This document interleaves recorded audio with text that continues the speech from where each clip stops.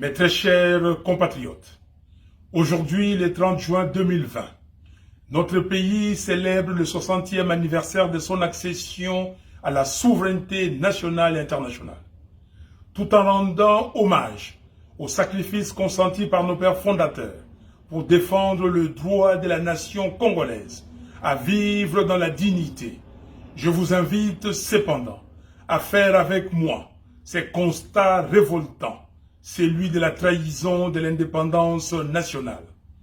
Nous avons détruit notre pays, souvent avec la complicité d'étrangers, pour les rendre aujourd'hui le 8e pays le plus pauvre du monde. Pire, certains Congolais ne se contentent pas seulement d'être fossoyeurs de la mère patrie. Ils l'offrent aussi en pâture à ceux dont ils acceptent d'être le marionnette. Ils font la honte du Congo de Lumumba, grand peuple de la RDC. Notre pays, comme la planète tout entière, subit une nouvelle preuve. Il s'agit de la redoutable pandémie du coronavirus. Je tiens à témoigner mon respect et mon admiration au personnel médical et aux équipes de riposte qui luttent contre la pandémie partout à travers les zones infectées du pays. Vous êtes de dignes filles et fils du Congo, et la patrie vous est reconnaissante pour votre dévouement. Je voudrais également exprimer toute ma gratitude et remercier les bénévoles, les mouvements citoyens et associations qui sont aussi engagés dans ces combats, notamment dans son volet social. J'apprécie à juste titre le soutien multiforme de la communauté internationale et des citoyens du monde qui se mobilisent pour aider la RDC à lutter contre cette pandémie. Je présente avec une émotion particulière mes condoléances aux familles des victimes du coronavirus. Je souhaite par ailleurs un prompt rétablissement aux malades et je bénis le Seigneur pour toutes celles et tous ceux qui sont déjà guéris. Je n'oublie pas la douleur des parents qui voient leurs enfants mourir tous les jours à cause des épidémies de rougeole et choléra ainsi que de la faim. Chers compatriotes, ne prenons pas à la légère cette pandémie de Covid-19. Observons scrupuleusement les mesures barrières. Soyons responsables. Au minimum, portons les masques quand nous sommes avec d'autres personnes et lavons-nous les mains régulièrement. L'Organisation mondiale de la santé vient de déclarer la fin de l'épidémie d'Ebola en RDC. Tous mes remerciements à l'OMS et à toute l'équipe de riposte qui s'est chargée de lutter contre cette épidémie. Très chers compatriotes, notre pays est une terre d'accueil et notre peuple est connu pour son hospitalité légendaire. Les étrangers et les réfugiés y sont toujours bien accueillis et respectés. Hélas, depuis plus d'un quart de siècle, une tentative d'extermination d'une partie du peuple congolais se déroule à l'est du pays et prend un tour tragique au nez et à la barbe de la communauté internationale. Cela a commencé depuis mars 1993, avec des graves massacres, des violations sexuelles et des attaques contre des enfants par les armées étrangères, ainsi que les milices et groupes rebelles affiliés à ces armées. Elle s'est poursuivie le 2 août 1998 à Kinshasa, à Mwanda et à Goma. Elle a connu un abominable déchaînement d'atrocités avec les massacres de Makobola, Kasika, Mwenga, Bunyakiri et tant d'autres, où des Congolais ont été enterrés vivants, brûlés vifs, éventrés ou décapités. D'autres ont été chassés de leurs terres, jetés hors de leur demeure, au vu et au su de tout le monde. Ces actes barbares, commis contre le peuple congolais, avaient dépassé les limites de l'abominable avec la guerre des 6 jours à Kisangani, entre les armées rwandaises et ougandaises, du 5 au 11 juin de l'an 2000. Le rapport Mapping de l'ONU, rédigé par les Hauts Commissariats des Nations Unies aux droits de l'homme, qui décrit les violations les plus graves des droits humains et du droit international humanitaire commises en République démocratique du Congo entre mars 1993 et juin 2003, est restée lettre morte. Cette absence de justice internationale s'agissant de la RDC est non seulement choquante, mais surtout incompréhensible, car, à ce jour, les massacres continuent.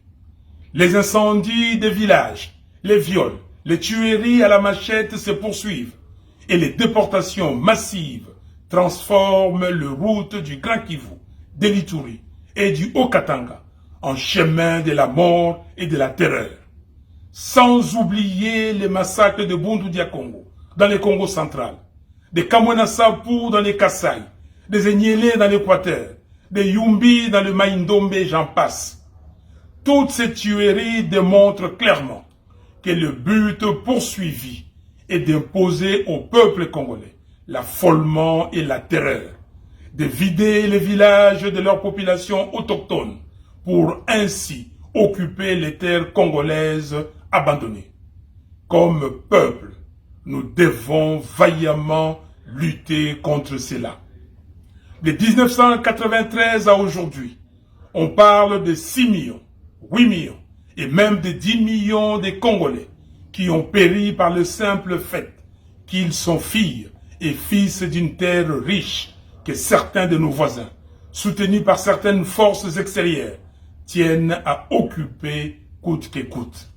Cette tragédie est fondamentalement un crime contre l'identité de notre peuple, mais aussi et surtout contre toute la civilisation humaine. En un mot, c'est un génocide du peuple congolais. Grand peuple de la RDC, de l'intérieur et de la diaspora, le sang de nos compatriotes suppliciés, dont plusieurs dorment sans tombeau, ne doit pas avoir coulé en vain. Ainsi, le serment que nous lèguent tous nos martyrs, c'est la nécessité absolue pour notre peuple que cette abominable industrie de la mort qui a décimé des millions de vies congolaises, qui a détruit des millions de familles et qui a traumatisé le survivant pour longtemps, ne soit oubliée par personne. Il est donc de notre devoir de rendre hommage aux victimes de ces crimes odieux, non seulement par le souvenir, mais aussi par les rappels historiques aux autres. Il est aussi de notre devoir de documenter cette barbarie contre l'humanité, de rechercher la justice, de l'enseigner à nos enfants et de passer les flambeaux de l'histoire des souffrances du peuple congolais aux générations futures. Très chers compatriotes, l'indifférence, c'est la trahison de la patrie. L'oubli, c'est la complicité avec ceux qui portent atteinte aux intérêts fondamentaux de la nation. Les souvenirs, c'est pour que nos enfants ne soient pas infirmes de leur passé, car les générations de demain doivent savoir qu'il fut un temps où des millions de Congolais sont tombés et que le sacrifice de leur vie forme désormais les liens verticaux qui nous relient à la mère patrie et à notre mémoire commune. Les rapports Mapping sur le massacre et atrocités commis entre mars 1993 et juin 2003 par les armées des pays voisins en RDC a été publié en août 2010 et le 2 août 1998 est la date du début de la grande guerre d'agression et d'occupation qui, jusqu'aujourd'hui, continue d'endeuiller le Congo. En ces jours mémorables du 30 juin, jour du 60e anniversaire de l'indépendance nationale, je déclare solennellement que la date du 2 août doit dorénavant être la journée des commémorations du génocide du peuple congolais. À partir d'aujourd'hui, le 2 août doit être à jamais la date qui symbolise notre volonté affirmée de faire reconnaître le calvaire subi par notre peuple comme un crime contre l'humanité. Le 2 août doit alors être l'ardente expression de la révolte d'un peuple qui refuse que son pays soit occupé, balkanisé, c'est-à-dire coupé en morceaux. Partout dans la République et dans la diaspora, le génocide du peuple congolais doit être courageusement commémoré.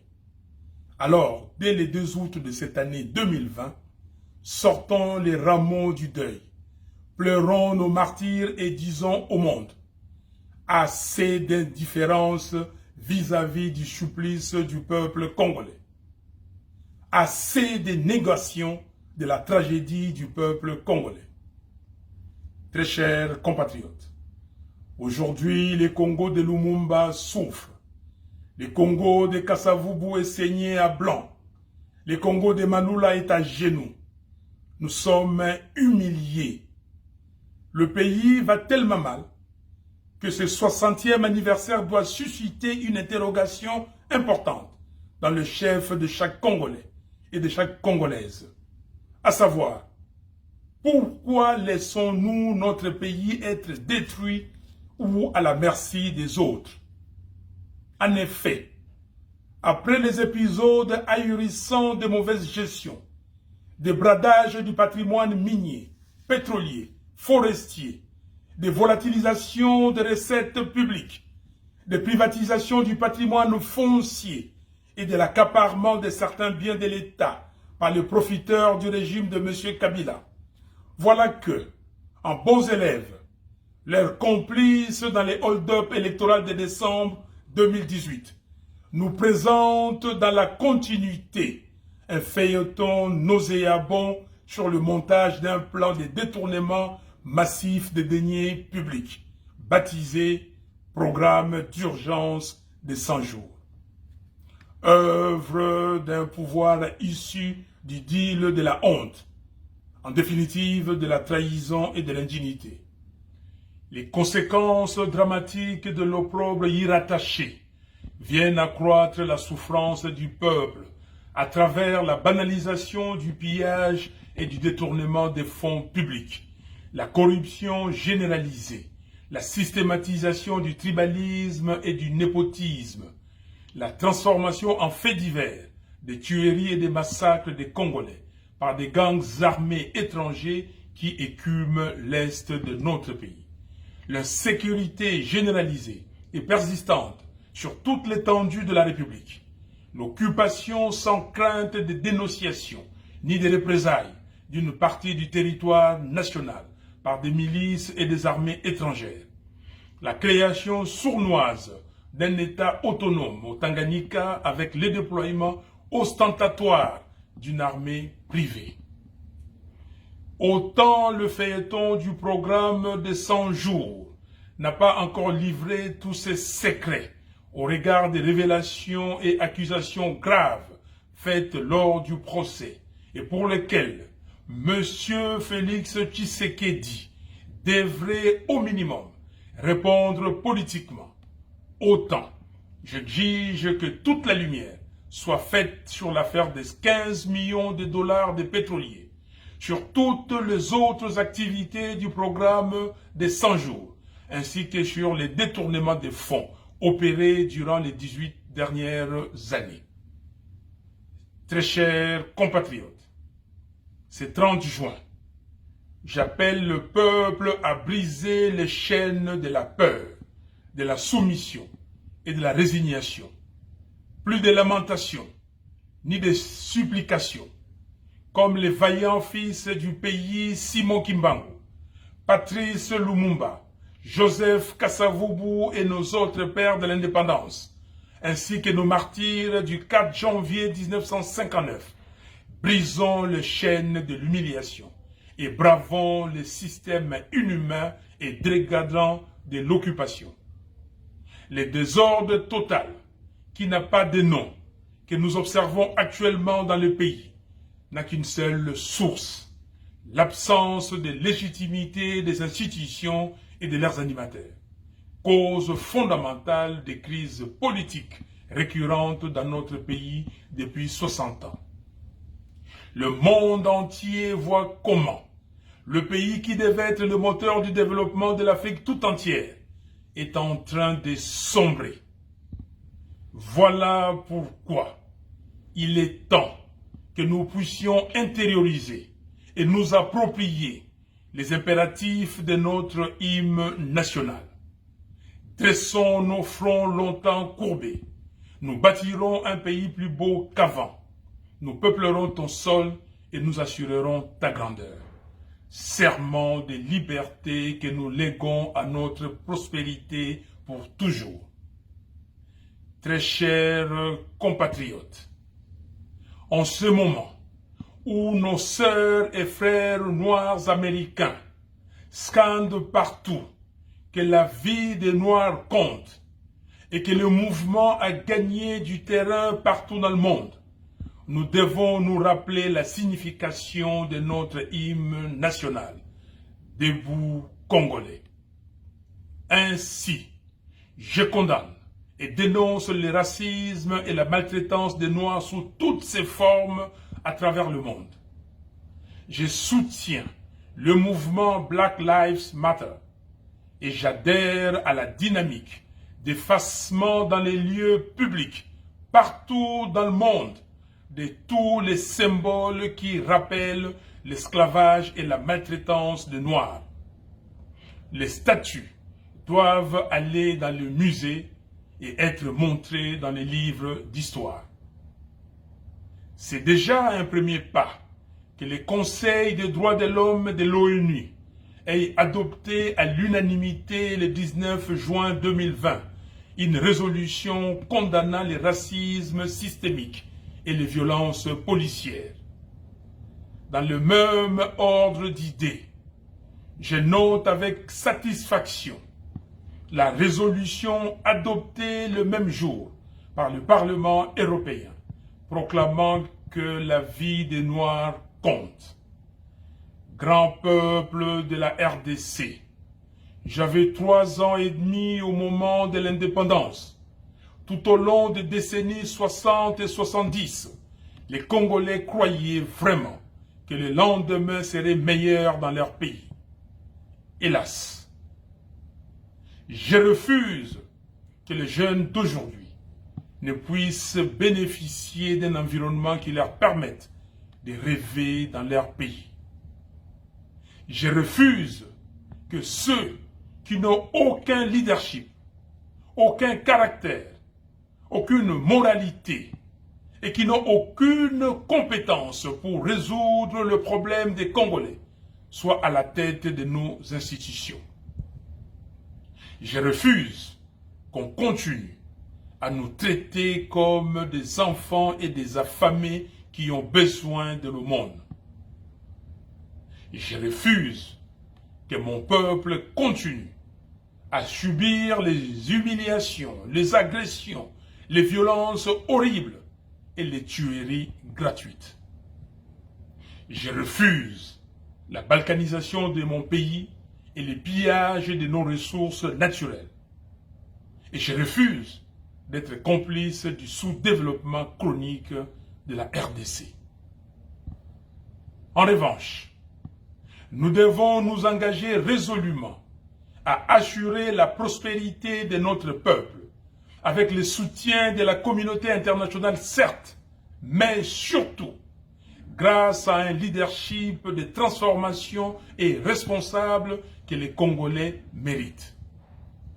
Malheureusement, toutes les prémices d'une dégradation plus grave de la situation politique, économique, sociale et sécuritaire du pays sont visibles. Outre la crise de légitimité, d'autres crises se sont exacerbées et il est plus que temps de les résoudre. Pour y arriver, il nous faut des institutions et des animateurs légitimes. Par conséquent, je demande aux leaders de nos confessions religieuses et aux dirigeants de la communauté de développement d'Afrique australe, SADC, soucieux comme nous de la paix, la stabilité et le développement de notre pays, de saisir cette occasion pour réunir toutes les parties prenantes afin de dégager un consensus autour des réformes institutionnelles nécessaires et urgentes à opérer avant d'organiser les élections générales anticipées dans le meilleur délai.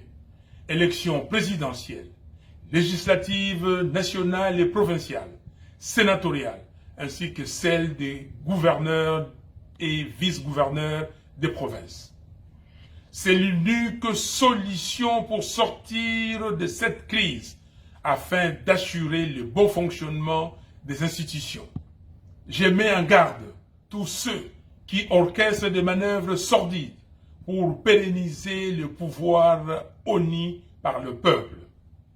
Je dis non à la caporalisation et à l'assujettissement de la justice. Et je dis non à la privatisation de la centrale électorale. Je demande au peuple de commencer les manifestations publiques de protestation dans le respect des gestes barrières afin de faire entendre sa voix pour barrer la route au projet maléfique de M. Kabila. Le révérend Martin Luther King avait dit, je cite, « Nous avons la responsabilité morale de désobéir aux lois injustes. » Et moi j'ai dit, face à la médiocrité, à l'injustice et à la trahison, la désobéissance civile est un devoir.